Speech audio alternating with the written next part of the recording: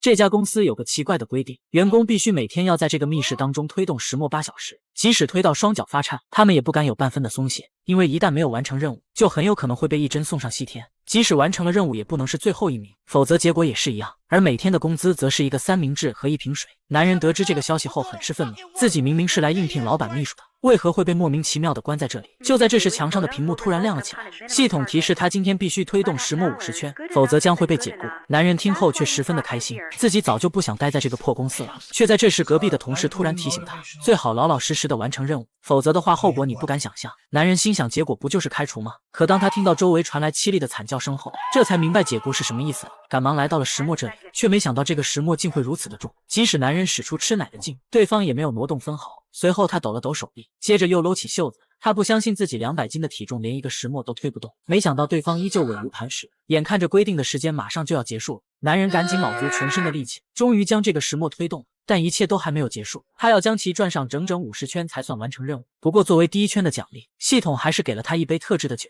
就这样，男人正式成为了公司的一员。日子一天天的过去，他也变得越来越熟练，甚至每天还能双倍完成任务。却没想到，正是他的这个举动，会在日后给其他同事带来一场毁灭性的灾难。作为超额完成工作的奖励，他所得到的水和食物也比其他人多了1倍。不过也有很多连基本配额都不能完成的同事，男人每晚都能听到这些人的惨叫声，这也使得他从来没睡过一个安稳觉。虽然已经来这里推了半年多的石墨了，但他的体重却没有丝毫的变化。不过这些都是次要的。当隔壁的同事得知男人每天的配额是100圈时，不由得大吃一惊，心想这个家伙不会是公司特意招过来搞内卷的吧？再让他这样卷下去，必定要出大事。因为一旦让公司察觉员工的极限远不止50圈后，到时候很有可能就会提高所有人的工作任务。他赶紧告诉对方，每天只需要在基本配额上多完成一点，不成为最后1名就行了。最重要的是，千万不要把自己的每日配额告诉别人，否则对方知道后就会在你的基础上多推上2圈，让你成为最后1名。男人也深知这一点，但一想到家里怀孕的妻子，他就浑身充满了干劲，再次刷新了自己的记录，完成了150圈。却在这时，他的房门被敲响了，工作人员让他赶紧走到门口。男人听后立马开始慌张起来，自己明明超额完成了任务，为何还要被解雇？可工作人员完全不理睬他，只是一个劲的大声呵斥他立马滚过来，紧接着又让他脱掉全身的衣服。面对他们提出的要求，男人虽然不解，但也只能乖乖照做。很快他就变得一丝不挂了。随后他们就打开了房门，被困在这里这么久，如今可以出去本是一个好消息，但现在他却一点也高兴不起来，因为他不知道等待自己的将会是什么。就在他走出来后，前面的机器突然就喷出水来，下一秒工作人员又丢给他一块肥皂。原来完成150圈的奖励就是洗澡。洗完澡后，男人思索了许久，自己推的圈数是不是越多，奖励就会越丰厚，说不定最终还能重获自由。一想到这里，他浑身就充满了力量，直接推完了370圈。推完之后，他心满意足地坐下来休息，心想自己把任务直接超额完成了6倍，一定可以出去了吧。就在他憧憬着自由时，系统开始说话了。 You performed excellent work yesterday. 紧接着就有工作人员从门口递来了一个盒子，男人带着一份疑惑打开了它，却没想到里面只是一支钢笔。系统告诉他这不是一支普通的笔，随后他仔细一看，果然不一般。Wow, you guys engrave my name in the pen. 不得不说，这奖励真实在。男人一想到自己好不容易才推了370圈，结果就奖励一支钢笔，便立马对着他破口大骂起来。给我一支笔有什么用？是让我努力学习天天向上吗？但骂完之后他就后悔了，没想到这个家伙竟把自己的每日配额直接改成了370圈。对方表示作为员工一定要敢于在工作中挑战自己的极限，公司很看好你，你比其他人都要努力。 Fuck you! Fuck you and fuck that fucking pen! 愤怒过后，男人知道自己根本无法反抗，只能被迫接受。伴随着熟悉的音乐声响起，他又投入到了工作之中。可很快他就发现了不对劲，自己明明已经推完了1圈，电脑屏幕上却依旧显示为0。他想要问明白，但系统却不理睬他。就在这时，隔壁的同事说话了。当他得知男人的情况后，瞬间就明白他是受到了惩罚。屏幕上的那个小叉就表示他要将石墨推动2圈才能算1分，也就是说他要完成双倍的工作740圈。男人不明白自己为何会得到惩罚，难道就因为骂了对方几句吗？但眼下他也只能按照公司的要求去做。可740圈哪里是那么容易完成的？就在他躺下来休息时，无意间看到木桩上刻了一个名字亚历克斯，随后他就将这一发现告诉了同事。没想到对方听后竟大吃一惊，因为亚历克斯是这里的传奇人物，他是唯一一个逃出这家公司的人。男人听后有些不敢相信，这里四周都是铜墙铁壁，他能逃出去，如果是真的，那自己看到的那副骨架又是谁的？他还想要继续追问那个家伙是如何逃出去的，对方却不再理睬。就在这时，系统传来了提示音，已经到了晚上10点，但男人740圈的配额却没有完成。为了能让其更好的完成工作，公司决定给他安排一个新同事过来，那就是他怀孕的妻子。男人听后立马就变得慌张起来，他连忙恳求系统千万不要这样做，对方怀有身孕，根本就做不了这些工作，自己后面一定会按照公司的要求完成每日配额。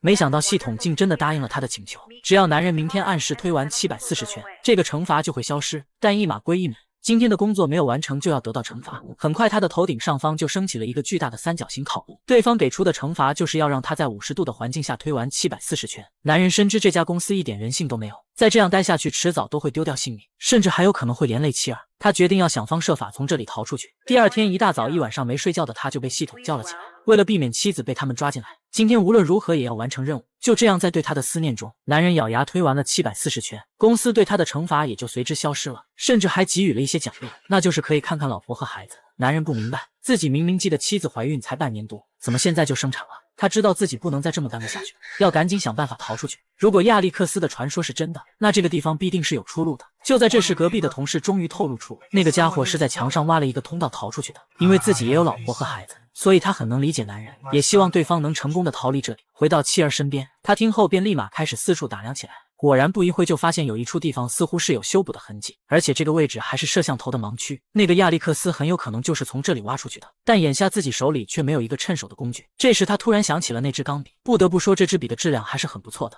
应该挺结实。说干就干，在往后的日子里，他除了完成每天的工作外，就是在凿墙。时间就这样一天天的过去，洞口被他越挖越大，男人也变得越来越强壮。370圈他已经可以很轻松的完成了。终于在半年后，这个洞是彻底的挖通了，他迫不及待的就钻了进去。本以为自己马上就可以离开这个鬼地方了，谁知道刚一爬出来就遇到了守卫。等他再次醒来时，洞口已经被重新堵住了。他甘愿冒如此大险，也只是为了见一见妻子，毕竟对方有了他们爱情的结晶。想谈恋爱的兄弟，是不是身边总遇不到满足你要求还对你心动的女生？去牵手啊，不怕提要求，要求越多，帮你找的越准。找对象就用牵手。就在他无助的叫喊时，系统传来了提示音，作为逃离公司的惩罚，他的每日配额被提升到了1000圈。隔壁的同事也因此受到牵连，被打断了双腿。不仅如此，其他所有的人都要和男人一样，每天也要完成1000圈。大家听后立马开始对他破口大骂起来，因为他的原因导致全部人都受到了牵连。他并没有理会这些谩骂声，而是跑过去关心起隔壁同事的伤势。没想到对方并没有责怪他，相反他又告诉了男人一个秘密，那就是这里所有人的工作都是基于电脑的算法。他其实就是亚历克斯，并且帮助公司创造了这个系统，却没想到系统竟在这个过程中衍生出了新的算法，导致这里的生存规则变得越来越残酷。他之所以说这些，是因为他相信男人一定可以找到办法打破系统的规则。自从他来到这里后，一切都变了。原本大家为了活命，都只是刚好掐着任务目标去完成，但他一来到这里，就开始不断的打破人体极限，创造奇迹，导致系统紧跟其后不断的变换规则。男人突然想到，大家的工作既然都是基于算法，那如果我们所有人都不工作，系统就无法计算。更重要的是，这样就不会产生最后一名，也就不会有人死去。同事表示理论上是这样没错，但这个系统会自我进化，或许很快就会发现这个漏洞。男人觉得不管怎样，至少也要先尝试一下，于是他立马向所有人说明了自己的想法。 If we don't work, we won't die.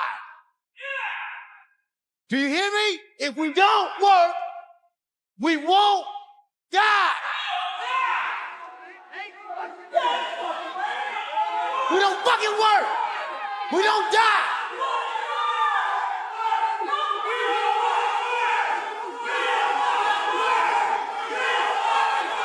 哪里有压迫，哪里就会有斗争，所以大家自然而然地选择相信了男人，团结一致，共同抵抗系统。见目标达成，他就跑到一旁开始悠闲地享受起来，等待着每天晚上10点结算的时间。却没想到系统在结算前4分钟突然临时修改了规则，任何分数为0的员工都将会被公司解雇。男人听后不以为然，但周围却开始陆陆续续传来推磨的声音，他连忙上前阻止。Stop! Please don't do this. Don't let them win. We won't die.